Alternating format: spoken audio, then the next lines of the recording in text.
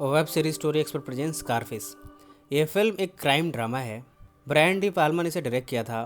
Oliver stone ने इसमें लिखाई का काम किया था। फिल्म 1932 में बनी इसी नाम की फिल्म का रीमेक है। क्यूबा का रिफ्यूजी जब मियामी में पहुंचता है तब एक डिश वॉशर से ड्रग लॉर्ड बनने तक का सफर कैसे तय करता है, इसे इस कहानी में दिखाया गया है। फिल्म में अल पचिनो के अलावा स्टीवन बॉर और मिचेल पेफर ने एक्टिंग की थी। फिल्म की सक्सेस को डायरेक्टर ब्रायन डी पाल्मा ने डेडिकेट किया था ओरिजिनल राइटर्स हॉवर्ड और बेन को। अल पचिनो उस समय बहुत बड़े सुपरस्टार थे। उन्हें जब ये आइडिया दिया गया इस फिल्म के रीमेक का, तब उन्होंने इस फिल्म को देखा और ये डिसाइड किया कि इस रोल को अपने अलग ही अंदाज में प्ले करेंगे। और क्या रोल निभाया था उन्होंने टोनी का। फिल्म ने वर्ल्ड वाइड $111 मिलियन का कलेक्शन किया था। शुरू में ओवर वायलेंस की वजह से फिल्म को क्रिटिसाइज किया गया था, पर बाद में क्रिटिक्स ने इसे अप्रिशिएट किया और इसके साथ ही इसे best remake of all time भी कहा। अल पचिनो के कैरेक्टर को कई जगह पॉप कल्चर में इस्तेमाल किया गया, यहाँ तक कि कॉमिक बुक, टेलीविज़न प्रोग्राम और वीडियो गेम्स में भी ये कैरेक्टर यूज़ होने लगा। ओवर द ईयर्स फिल्म को एक कल्ट फिल्म के तौर पर भी देखा जाने लगा। फिल्म के IMDb रेटिंग की बात करें तो वह 8.3, जो कि काफ़ी बेहतरीन है। कहानी शुरू करने से पहले आपसे गुजारिश है, हमने उत्तराखंड के खूबसूरत लोकेशन के ऊपर ब्लॉगिंग चैनल शुरू किया है, चलो उत्तराखंड। इसका लिंक नीचे दिया गया है, प्लीज़ इसे सब्सक्राइब करना ना भूलें। यह है टोनी, बड़ा ही एम्बिशियस है। उसे पूरा भरोसा है कि एक दिन वो एक बड़ा रूलर बनेगा, बिलियन में पैसे कमाएगा। वो ये मानता है कि उसका जन्म इन छोटी छोटी चीज़ों के लिए नहीं हुआ, वो कुछ बड़ा करने के लिए पैदा हुआ है। दौर चल रहा है 1980 का। टोनी एक क्यूबन रिफ्यूजी है जो कि फ्लोरिडा के मायामी में पहुंचा है। वो यहाँ एक बोट लिफ्ट के तौर पे पहुंचा है। जब वो यहाँ पहुंचा तो उसे रिफ्यूजी कैंप में भेज दिया गया और इसके साथ ही मैनी, एंजल और चीची को भी भेजा गया।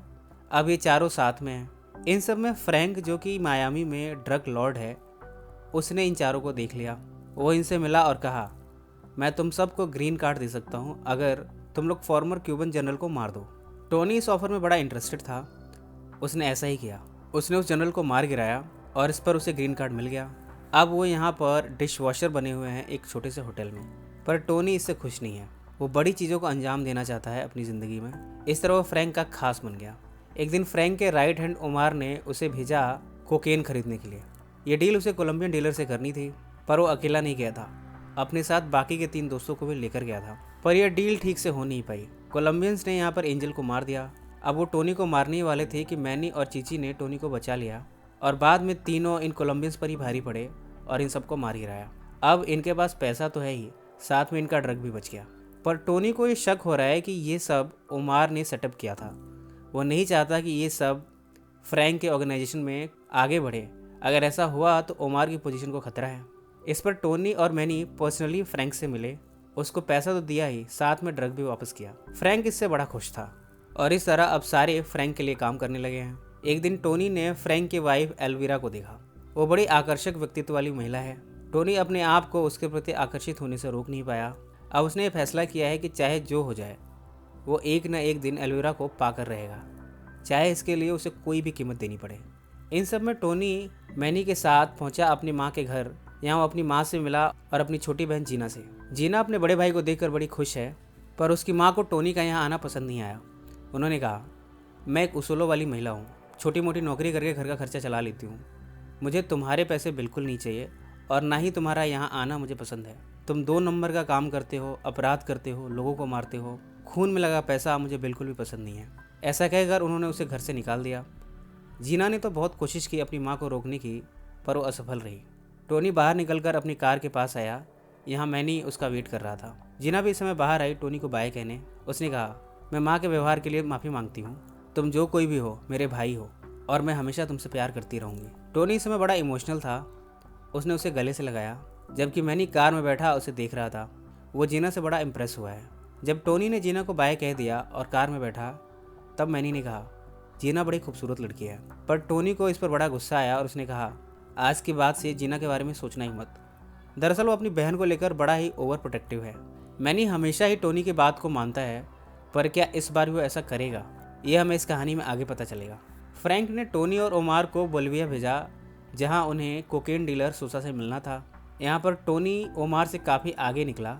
वो इस डील में बढ़ चढ़कर हिस्सा ले रहा था, जबकि ओमार कुछ कह भी नहीं पा रहा था। वो इस डील को बड़ी एग्रेसिवली क्लोज करना चाहता था और इसमें उसने ओमार की कंसेंट भी नहीं ली। ओमार को ये सब बातें पसंद नहीं आ रही थी। सोसा टोनी को लिए बाहर आया। उसने कहा, ओमार भरोसे के लायक नहीं है, वो एक पुलिस का इन्फॉर्मर है और फ्रैंक के फैसले लेने के तरीके भी ठीक नहीं है। ऐसे में मैं तुम सबके साथ डील नहीं कर सकता। इसके बाद टोनी ने देखा कि ओमार मरा हुआ है और हेलीकॉप्टर से लटका कर उसे लाया जा रहा है। टोनी ने फ्रैंक के ऑर्गेनाइजेशन के बारे में कहा, हम कभी अपने पार्टनर से चीट नहीं करते, आप हम पर भरोसा कर सकते हैं। सोसा टोनी से तो खुश है, पर उसने कहा, अगर तुमने मुझे धोखा दिया तो तुम जानते हो कि मैं क्या कर सकता हूँ। टोनी ने उसे सिंसियरिटी का वादा किया और वापस चला आया मायामी। फ्रैंक टोनी पर बड़ा गुस्सा है। उसने कहा, सोसा ने कैसे मेरे आदमी ओमार को मार दिया और तुम्हारी हिम्मत कैसे हुई मुझसे पूछे बिना उससे डील क्लोज करने की। टोनी ने अपने अलग ही अंदाज में फ्रैंक को कन्विंस करने की कोशिश की, पर फ्रैंक है जो कि मानने को तैयार नहीं। अगले दिन टोनी मिला एल्विरा से। वो अक्सर उससे फ्लर्टिंग करता रहता है, पर एल्विरा कभी भी उसमें इंटरेस्ट नहीं लेती। आज टोनी ने एल्विरा से कहा, तुम सोचती हो कि मैं एक अनपढ़ गंवार आदमी हूँ, मैं कुछ नहीं कर सकता, पर एक दिन मैं इस पूरे मायामी को रूल करके दिखाऊंगा। यहाँ का पूरा ड्रग और कोकीन की दुनिया मेरे कब्जे में होगी। प्लीज़ मुझसे शादी कर लो और मेरे बच्चों की माँ बनो। एल्विरा ने कहा, अगर मैं ऐसा करती हूँ तो फ्रैंक का क्या होगा। उसने कहा, फ्रैंक तो वैसे भी ख़त्म होने वाला है, पर तुम मेरे ऑफ़र के बारे में सोचना। ऐसा कहकर टोनी यहाँ से चला गया। इसके बाद टोनी ने अपना कोकेन का अलग ही काम शुरू कर दिया। अब वो सोसा से माल लेकर जगह जगह पर बेचता है। एक नाइट क्लब में जहाँ वो एक डील करने गया था, उसने देखा कि उसकी बहन जीना किसी आदमी के साथ है। जीना ने काफ़ी ड्रग ली हुई है और साथ में वो आदमी उसके शरीर के अंगों को छू रहा है। ये बात टोनी को पसंद नहीं आई। वो तुरंत ही पहुंचा, उस आदमी को जीना से अलग किया और उसे बहुत बुरी तरह मारा। जीना ने उसे रोकते हुए कहा, ये मेरी ज़िंदगी है, मैं जिसे चाहे उससे मिल सकती हूँ, जो चाहे वो कर सकती हूँ। पर टोनी ने उसकी बातों को कोई तवज्जो नहीं दी और वापस उसे घर भेज दिया। यहीं पर टोनी पर किसी हिटमैन ने अटैक किया, पर टोनी बच गया। टोनी को पूरा भरोसा है कि ये काम फ्रैंक का है। वो पहुंचा फ्रैंक के पास मैनी को लिए। टोनी ने कहा, अब वो टाइम आ गया है जब तुम मेरे हाथों मरोगे और तुम्हारा ये पूरा साम्राज्य मेरा होगा। इसके बाद उसने उसे गन दिखाई। फ्रैंक इस समय डर गया था। उसने कहा, मुझे माफ़ कर दो, मुझसे गलती हो गई, जो कुछ भी हुआ उन सब में मेरी गलती है। मैं आगे से ऐसा कुछ भी नहीं करूँगा। मैं तुम्हें $10 मिलियन देने को तैयार हूँ। तुम कहीं भी जा सकते हो, किसी भी शहर या किसी भी देश में, मैं सारे अरेंजमेंट्स कर दूंगा। पर टोनी इन सब से कन्विंस नहीं था। फ्रैंक ने आगे भी कहा, तुम एल्विरा को ले लो, मैं जानता हूँ कि तुम उसे पसंद करते हो, आज से वो सिर्फ तुम्हारी। ऐसा कहते हुए फ्रैंक टोनी के पैरों पर झुक गया, उसके सामने अपने जीवन की भीख मांगने लगा, गिड़गिड़ाने लगा। पर टोनी ने कहा, अगर तुम मरते हो तो वैसे भी ये सारी चीज़ें मेरी ही होंगी। इसके बाद मैंने आगे बढ़ा और उसने फ्रैंक को वहीं मार दिया। इसके बाद टोनी ने भी उस पर गन चला दी। अर्नी भी यहीं था, इसलिए उसने उससे कहा, क्या तुम मेरे लिए काम करोगे। अर्नी ने कहा हाँ, और इस तरह अर्नी अब टोनी के एम्पायर का एक मुख्य सदस्य बन गया है। टोनी ने वो शादी का ऑफर जिसे कि उसने एल्विरा को दिया था, एल्विरा ने कबूल कर लिया और अब दोनों ने शादी कर ली है। टोनी दिन पर दिन अमीर और अमीर होता जा रहा है। अब उसने सोसा के प्रोडक्ट्स को बाहर डिस्ट्रीब्यूट करना भी शुरू कर दिया है।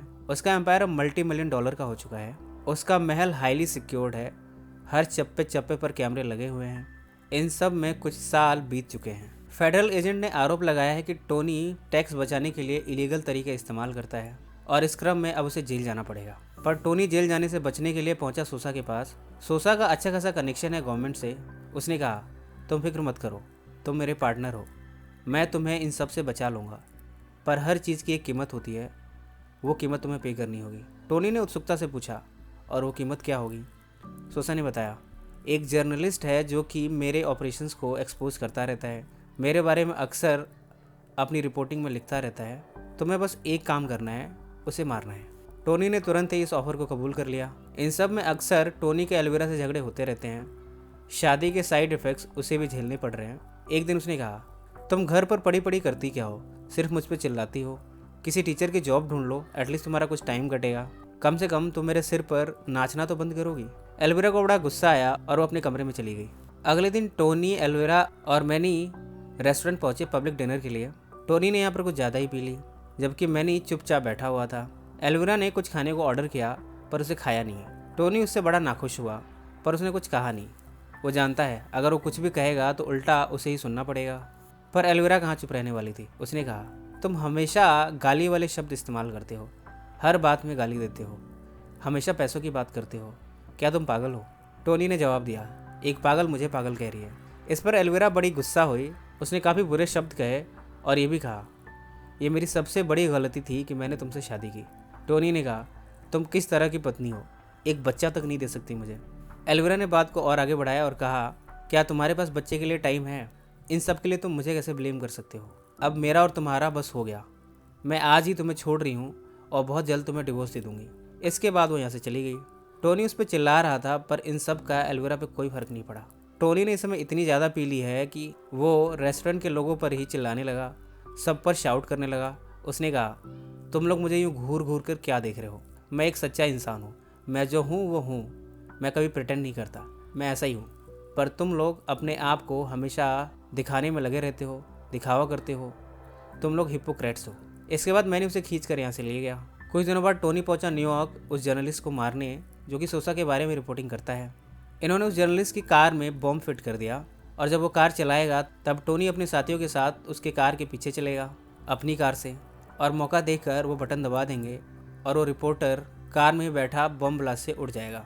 पर कार का पीछा करते हुए टोनी ने देखा कि रिपोर्टर अकेला नहीं है, इस कार में उसकी वाइफ भी है और 2 बच्चे भी हैं।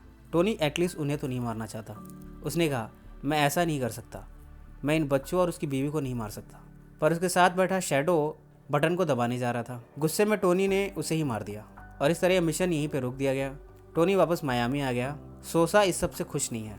उसने कहा, तुमने उसे नहीं मार के बहुत बड़ी गलती की है। उसने उसी दिन रिपोर्टिंग में मेरे काम के बारे में फिर से मेंशन किया है। इस तरह से तो मेरे सारे ऑपरेशन एक्सपोज हो जाएंगे। तुम क्या चाहते हो? पर इस बार भी टोनी ने अपने डिफेंस में कहा, मैं उस रिपोर्टर के साथ साथ उसकी वाइफ और बच्चों को नहीं मारना चाहता था। पर सोसा उसकी बातों से कन्विंस नहीं था। दोनों में आर्गुमेंट कुछ ज़्यादा ही बढ़ गई। इस बार तो सोसा ने उसे जाने दिया, पर अब उसे टोनी क्रेडिबल नहीं लग रहा। अब उसे उस पर भरोसा नहीं रहा। उसने कुछ और ही प्लान किया है। इन समय मैनी और जीना का मिलना जुलना लगा रहा। दोनों जानते हैं कि टोनी कभी भी इनके रिश्ते को कबूल नहीं करेगा, इसलिए दोनों ने छिपते छिपाते शादी कर ली और ये प्लान किया कि कुछ दिनों में वो अपने रिश्ते को टोनी से डिस्क्लोज करेंगे। टोनी जीना का पता लगाने के लिए पहुंचा अपनी माँ के पास। उसकी माँ ने बता दिया कि जीना कहाँ है। वो पहुंचा मैनी के घर। जैसे ही उसने डोरबेल बजाई, मैनी ने आकर गेट खोला, पर अंदर से जीना भी निकली। टोनी ने जैसे ही जीना को देखा, उसका गुस्सा 7वें आसमान पर था। गुस्से में उसने मैनी पर ही गन चला दी और मैनी वहीं पर मर गया।